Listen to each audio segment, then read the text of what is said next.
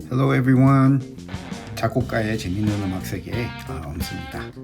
이번 영상은 그 나머지 바흐의 일생 뮬하우센부터 알아보겠습니다. 자, 뮬하우센은 1707년에서 1708년까지 올해는 안 있었어요. 한 1년 조금 넘게 있었다고 알고 있는데 요때가 이제 좀 재미있는 것들이 있어요. 사촌 요때 이제 결혼을 하게 됩니다. 그래서 사촌인 마리아 바바라 바흐와 결혼을 해서 7명의 자녀를 두고 요때 이제 CP 카르 필립 에마뉴엘 바크가 태어나게 됩니다.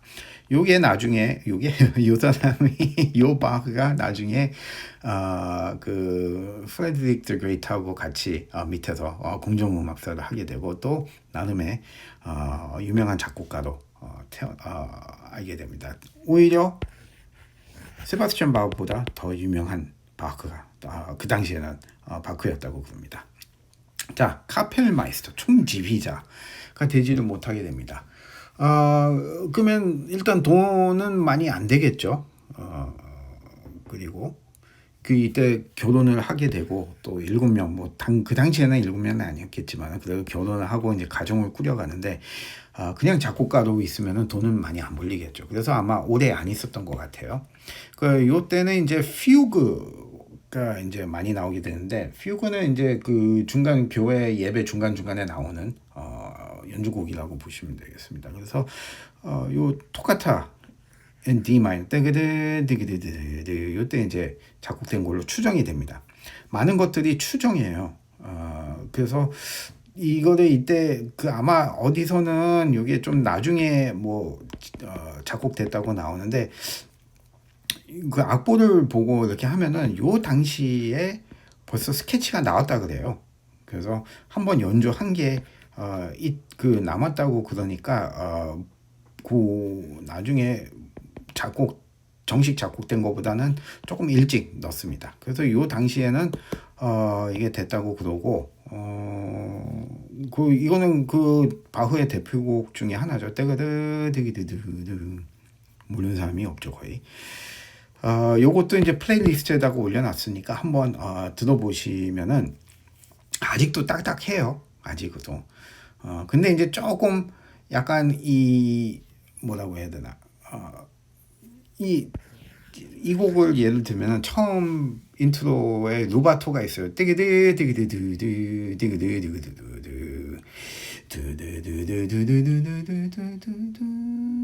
다음에 리타이드 언더그레이트 이렇게 인트로가 생기게 되죠. 그러니까 요거는 그 전까지는 잘 없었던 걸로 없었던 거였거든요. 근데 인트로를 만들고 그 다음에 이제 이렇게 들어가게 되는데 조금 더 발전이 되고 있다고 보시면 되겠습니다. 뮬하우센에서는 이 디비 블라시라는 교회에서 있었고 이게 거의 이 전에 안스타트 거를 보게 되면은 좀 동그랗죠. 요거는 아직은 로만 건축 기법이죠.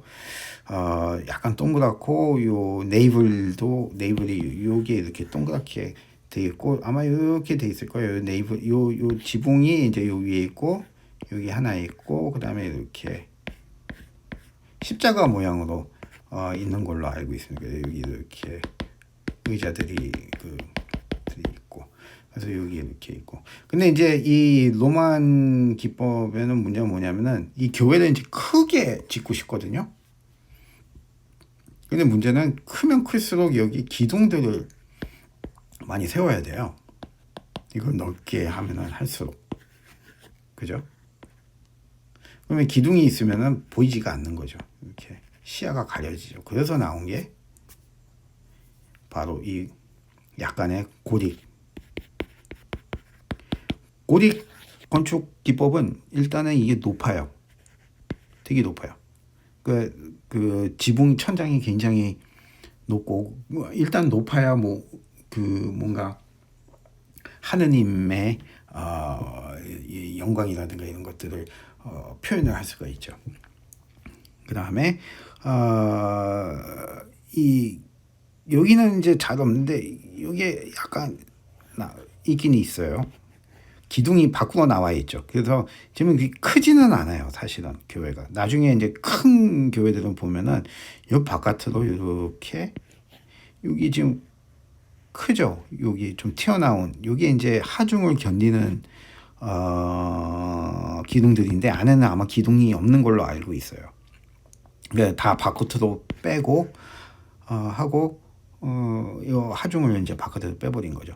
근데 나중에는 더 크게 지으려고 하니까 뭐가 있었냐? 이 플라잉 버트레스라고 해가지고 다 엑스텐션해서 바깥으로 이렇게 그 뼈다구처럼 갈비뼈처럼 이렇게 쫙쫙 펴죠. 아무튼 이런 거 보니까 또 얘기를 하게 되네요. 그런 것도 있습니다. 그래서 이제 약간 굴이 비슷하고 그래서 이렇게 바뀌는 게 그 속에 더 넓게 하려고 하는 거죠. 여기 이제 조그맣게 십자가 모양으로 돼 있죠. 그래서 이렇게 위에서 보게 되면은 아마 이렇게 여기 이제 십자가가 있고 여기 목사님이 계시고 이쪽에는 뭐 이제 코러스가 있고 그다음에 여기 2층에는 뭐 여기 이게 있겠죠, 오르간이. 그래서 이 부분이 바로 이 부분이라고 보시면 되겠습니다. 자, The Shuke Organ이라고 해서 요거는 조금 그 오래된 거 그냥 그 보수만 했다고 그래요. 그 파이프 오르간인데 파이프 오르간이 일단은 소리도 크고 그 다음에 울림도 되게 좋아요. 그래서 여러분들이 직접 가서 듣게 되면은 이 소리가 엄청나게 좋아요. 저도 바티칸 가서 한 10분 동안 들어봤는데 정말 달라요. 거기서 룸 어쿠스틱스가 말이 안 되게 달라요. 이 CD로 듣고 뭐 아무리 그래봤자 그 진짜하고는 비교가 안 되죠. 아무래도. 아무튼 이게 바흐가 이제 연주를 했다는 오르간입니다. 자, 다음에 이제 바이마르이죠.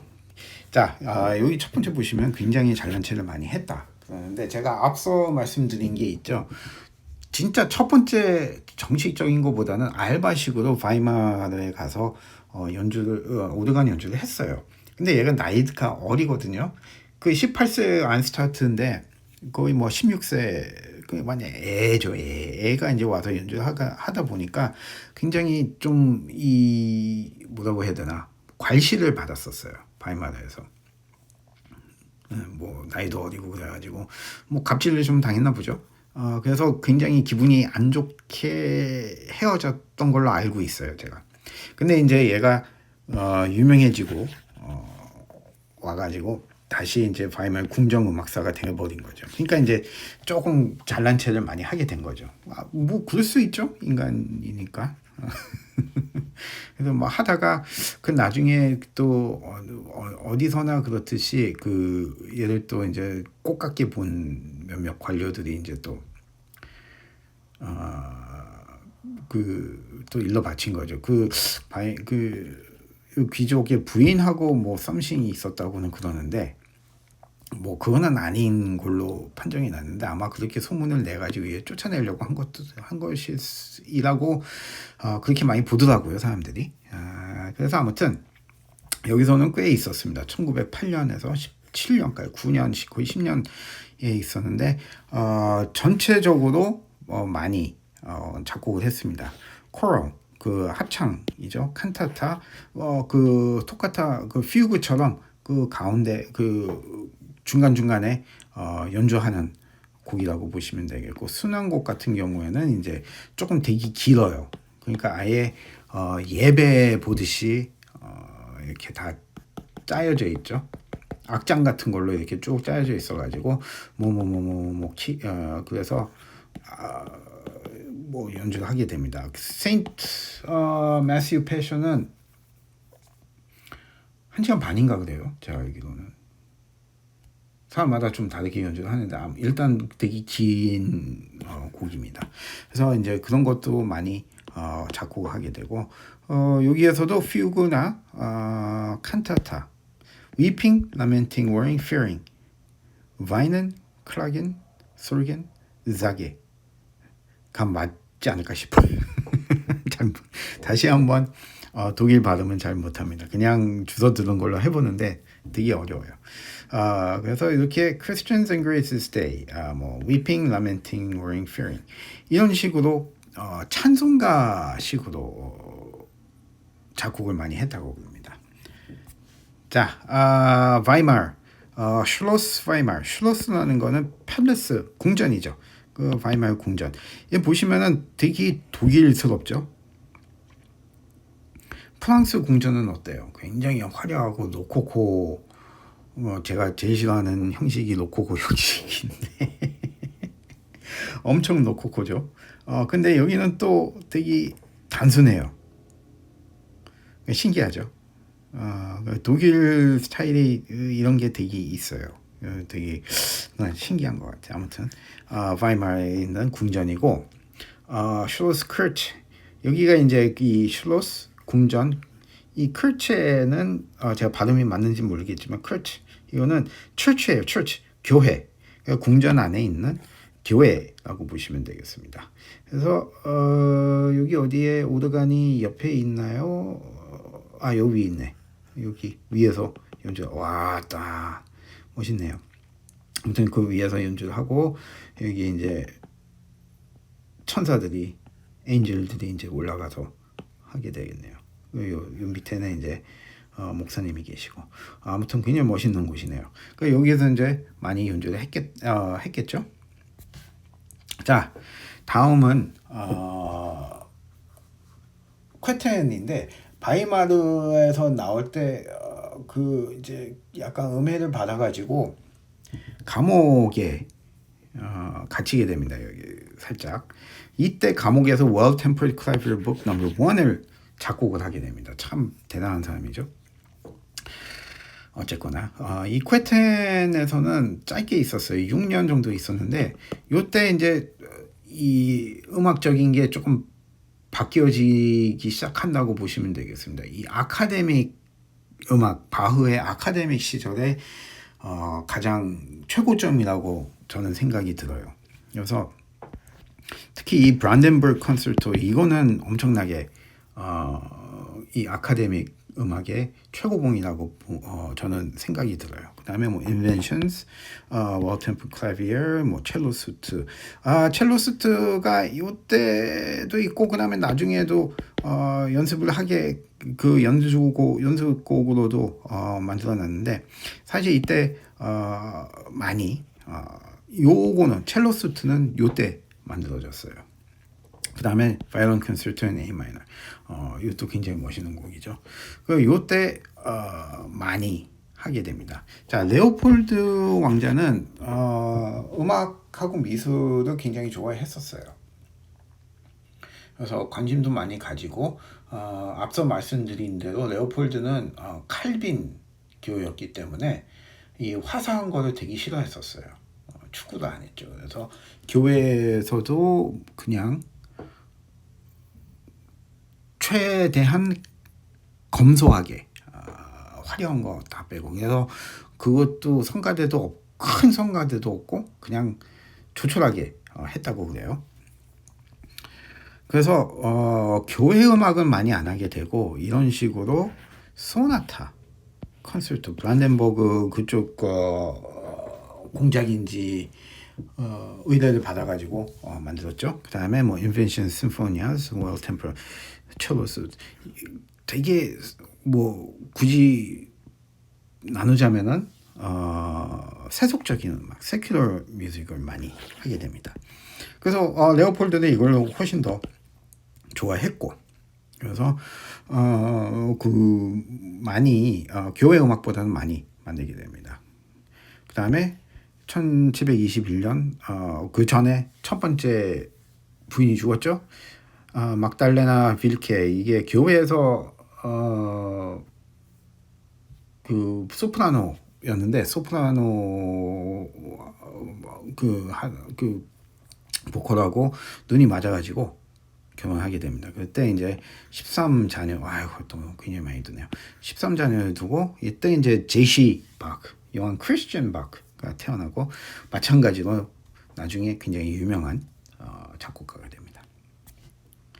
자, 박살은 바크 살롱이라는 얘기인 것 같아요. 쌀이 살론, 큰 방이죠. 그래서 여기는 원래 옛날에 합시 코드, 이것도 합시 코드, 이거 피아노 같은데, 아무튼 합시 코드가 있었고 여기에서 그런 초연들을 공연을 되게 많이 했다 그래요. 귀족들을 위해서. 퀘텐, 슐로스 퀘텐이죠. 공전, 퀘텐 공전.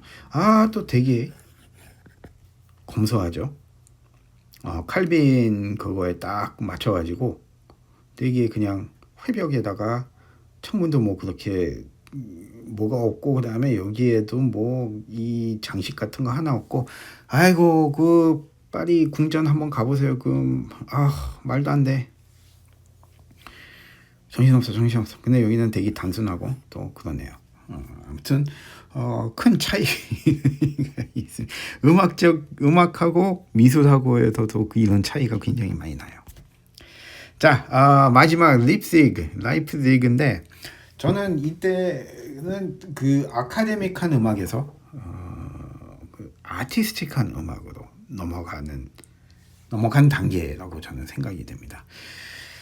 이때 이제 세인트 토마스 교회에서 그 총책임자 및 그 옆에 이제 딸린 학교가 있었거든요. 거기에 그 총장을 맡게 될 사람을 찾고 있었는데, 원래는 텔레만이 온다고 했는데 텔레만이 안 왔어요. 개무시하고 딴 데로 간 걸로 제가 알고 있는데, 그래서 바흐한테 플랜 B로 바흐한테 물어봤더니 바흐는 뭐 13자녀를 뒀으니까 해야죠. 그래서 가서 하게 됩니다. 자, 이때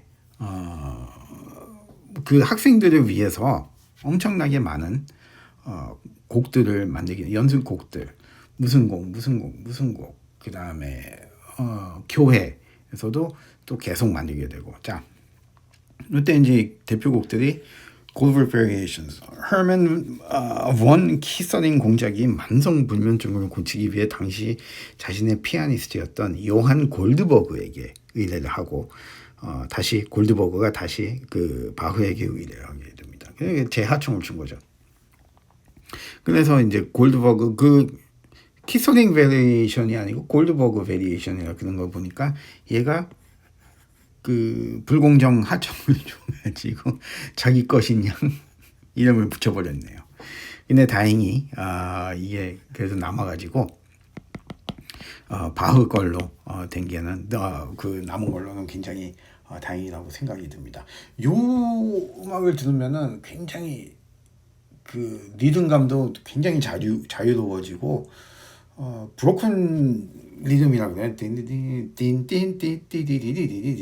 이런 게 아니고 약간 루바토, 프리 템포 거의 그런 식으로 연주를 하게 됩니다. 그래서 굉장히 멋있어요.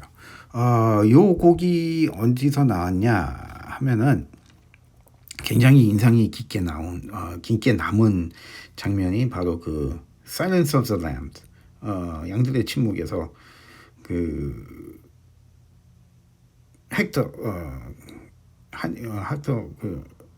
하니벌 렉터가 그 사람들 죽이기 전에 그 음악을 크게 틀어놓죠. 그래서 그 손에 볼펜인가 그걸 슬쩍 이렇게 해와가지고 사람을 죽이는데, 그때 이제 그 나오는 이 음악이 그 굉장히 충격적이었었어요. 저는 이렇게 아름다운 음악을 그 뒤에다 붙여버리니까 되게 멋있더라고요. 아무튼 그 이미지가 확 박혀가지고 아직도 좀 그래요. 그 음악 들으면은 이거 들으면은 굉장히 소름이 약간씩 올라오는 것들이 느껴지게 됩니다.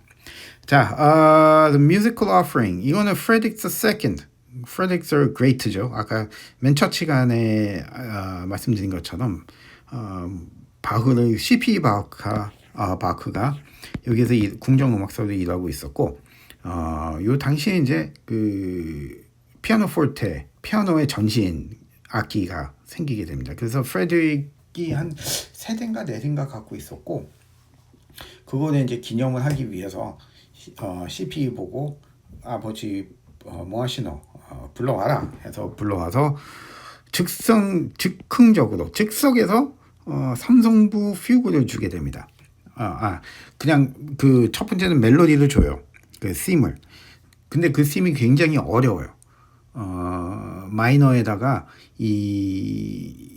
그 크로매틱으로 내려가는 부분이 있어가지고 굉장히 그 위에 퓨그를 만드는 게 굉장히 어렵습니다. 근데 그 즉석에서 삼성부 3개의 퓨그를 연주해가지고 주게 됩니다. 그래서 놀라죠. 그래서 야 이거 뭐 더 안 되냐? 물어봤더니 바흐가 뭐 더 됩니다 하고서는 잠시만 기다려 주세요 하고서는 다시 돌아와서 그 뭐 조금 더 그 굉장히 어려운 심이니까 시간을 주시면은 제가 다시 해가지고 보내드릴게요 해서 나중에 왔다가 한 달인가 뒤에 다시 보내주게 됩니다. 육성부도 다시 편곡을 해가지고 보내주게 됩니다. 이거는 엄청난 그거예요. 저도 뭐 확실히 많이는 알지는 못하지만은 조금 그 대비법 공부하고 보게 되면은 이 말이 안 되게 이거는 짜 맞추기도 되게 힘든 부분이라고 생각이 듭니다. 이게 귀로 들려야 돼요. 이제는 귀가 들리기 때문에 모차르트처럼 귀에서 들리기 때문에 이게 가능한 거거든요. 그러니까 이때가 이제 굉장히 그 아티스틱한 곳으로 넘어가는 단계라고 저는 생각이 듭니다. Saint Matthew Passion 엄청나게 멋있는 곡이죠. 이 곡이 또 굉장히 중요한 역할을 하게 됩니다.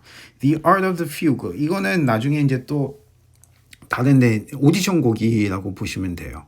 난 이렇게 잘한다. 나를 뽑아달라 하고서는 오디션 곡으로 만든 건데 이걸 만들고 나서 얼마 안 있다가 죽었습니다. 참 안타깝죠. 그래서 요 당시에 이런 엄청난 곡들을 작곡을 하고 그 후대 작곡가들을 많이 가르치고 그 다음에 마찬가지로 교회에서도 계속 곡들을 작곡을 하게 됩니다. 자, 그 토마스 커트, 세인트 토마스의 교회죠. 굉장히 되게 재밌어요. 여러 가지 형식들이 많이 섞여 있어요. 요 앞에 이렇게 나온 것도 뭐 어떻게 보면 고딕이긴 하죠. 근데 옹기종기 이렇게 나눠서 이렇게 만들어 놓은 거는 또 되게 유니크한 것 같아요. 그 앞에는 이제 뭐 여기 동상도 있고, 그 다음에 무덤 묘지도 있습니다. 원래는 아까 말씀드린 대로 마지막에 그 합병증으로 인해 가지고 죽었는데 그 병원 뒷마당에 묻혔다고 그래요. 근데 나중에 이제 유명해지니까 60년대에 그 무덤을 이 토마스 커치로 옮긴 걸로 알고 있습니다. 그래서 지금 가면은 여기에 이렇게 그 무덤이 있습니다. 꼭 한번 가보고는 싶어요. 저도 알고 나서부터는 정말 엄청난 음악인이라고 저는 생각이 듭니다. 그러니까 여러분들도 만약에 독일을 가게 될 기회가 생기면은 꼭 한번 들러보세요. 라이프지그나 바이마르 정도만 들려도 바이마르에는 그 유명한 괴테도 거기에 있고 뭐 아무튼 그 독일 예술의 직결지라고 보시면 되겠습니다. 자, 바흐의 유산. 바흐가 뭘 남겨줬냐? 한번 알아볼게요. 바흐가 죽은 후에는 별로 알려지지 않음. 맨델슨이 부활시킴. 바흐는 그냥 되게 아카데믹했기 때문에 사람들이 그냥 교육자라고 하고 그런 생각을 많이 하게 되고 죽고 나서는 그렇게 뭐 큰 대단한 작곡가라고 생각을 많이 안 했다고 그래요. 다만 이 맨델슨이 부활을 시키는데 이게 정말 대단한 것 같아요. 이게 이렇게 유명한 작곡가는 뭐 잊혀졌었어도 어디선가는 이게 발견이 돼서 재조명이 되지 않았을까 싶기는 한데 이 맨델슨 특히 유명한 또 작곡가 지휘자기도 하고 바이올린 연주자기도 하고 또 작곡가거든요. 이 사람한테 걸려서 재조명된 게 오히려 더 좋다고 저는 봐요. 왜냐면 극찬을 했거든요. 이 바흐의 음악을 appreciate를 할 수가 있었고 굉장히 운명이라고 저는 생각이 듭니다. 그 얘기를 하자면은 맨델슨이 어렸을 때 이제 음악 공부를 많이 하고 있었고 주이시 집안이라 유대인 집안에 그렇게 유복하지는 않았대요. 근데 어머니가 돈을 모아가지고 이제 이 맨델슨의 생일이었는데 그 뭐 돈을 조금 모아가지고 이제 골동품 상에 갔대요. 그 새 거는 못 사고 그래서 골동품 옛날 거 뭐 없냐 그래서 뭐 예를 들면 10,000원을 10,000원 좀 적고 한 10만 원을 가지고 가서 10만 원 줄 테니까 뭐 이건 뭘 살 수 있냐 그랬더니 그 골동품 가게 주인이 이렇게 뭐 뒤적뒤적 하다가 뒤에 들어가서 이렇게 먼지 풀풀풀풀 묻은 악보를 들고 와서 줬대요. 그럼 뭐 이렇게 보고 뭐 고맙다고 하고서는 뭐 어머니는 음악가는 아니었으니까 그냥 뭣도 모르고 그냥 가지고 가서 생일 된 맨델슨한테 줬대요. 그 맨델슨이 그걸 보고 맛이 간 거죠. 야, 이건 정말 대단한 곡이다. 어떻게 이런 곡이 있을 수 있냐. 바흐, 요한 세바스찬 바흐. 이 당시는 뭐 CP 박하고 제시 박밖에 몰랐는데 이건 또 뭐냐. 그래가지고 다시 재조명을 하게 됩니다. 그 곡이 바로 Saint Matthew, The Passion of Saint Matthew, Saint Matthew Passion이라는 곡이고 필릭스 맨델슨이죠. 맨델슨이 다시 공연을 하게 됩니다. 이 곡을 가지고. 그리고 나중에는 그 음악 평론지도 만들었거든요. 거기에 이 곡에 대해서 극찬을 하게 됩니다. 그래서 다시 이제 재조명이 된 겁니다. 되게 다행이라고 저는 생각이 들어요. 그 당시에는 뭐 요한 크리스찬 박, CP 박하고 JC 박하고 CP 박하고 그 아들들이 되게 더 유명했다고 그래요. 그랜 굴드가 이제 이 바흐의 키보드 곡들을 굉장히 잘 해석하고 연주를 했다고 그러는데 여러분 저도 그렇게 생각은 들어요. 근데 가끔은 약간 좀 감정적으로 오버하는 게 있지 않나 싶기도 해요. 약간. 근데 한 가지 좋은 거는 뭐냐면은 그 글렌 굴드의 녹음을 들으면은 이렇게 입으로 하면서 그 부르는 게 있어요. 그 흥얼흥얼거리면서 그 녹음이 됐는데 저는 그게 되게 좋다고 봐요. 그거는 뭐냐면은 일단 이해를 하고 악보를 보지도 않고 전 머릿속에서 귀가 들리는 대로 지금 연주를 한다는 얘기거든요. 그러면은 그거는 이제 자기 곡이 됐다 해서 막힘이 없어요. 막힘이 일단. 그래서 굉장히 들으면은 좋기는 해요. 근데 이제 문제는 뭐냐면은 특히 바흐 악보에는 이 다이내믹 같은 게 쓰여져 있지가 않아요. 그래서 자세하게. 그 음들을 조금 더 신경을 써가지고 거기에 그것만 많았지 그렇게 뭐 다이내믹까지는 신경을 안 쓴 걸로 봐요. 그래서 사람들이 연주할 때 굉장히 힘들어해요.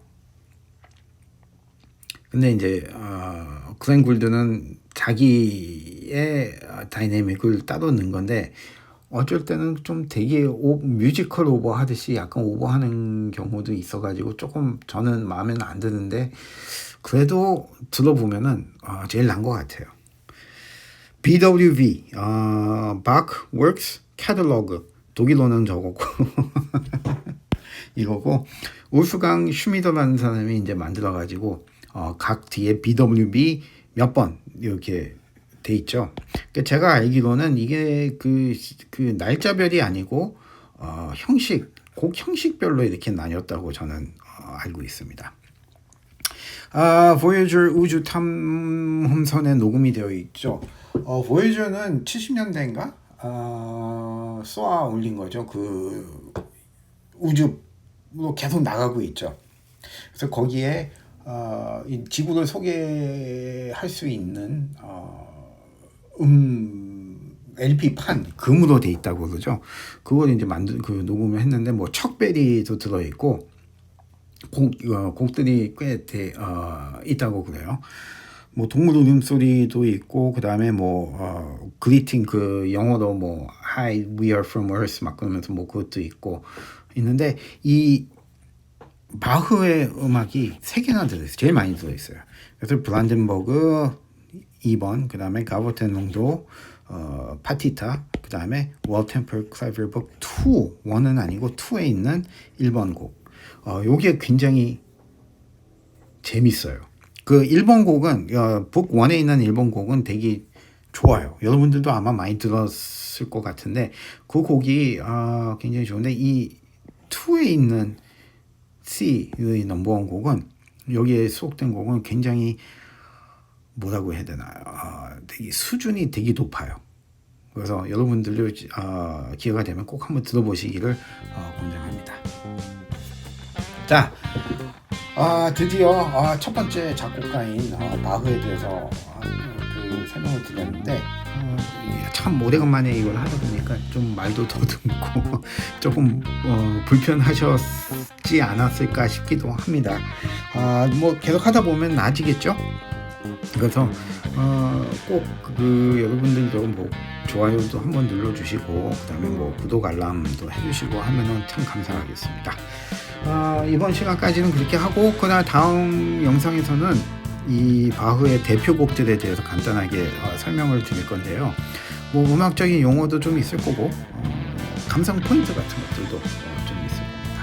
뭐 어디 가서 여러분들도 나 이거 들어봤다 할 수도 있지 않을까 싶어요. 그러면은 다음 시간에 뵙겠습니다. 수고 많으셨고 다음 시간에 뵐게요. 다음 영상 감사합니다.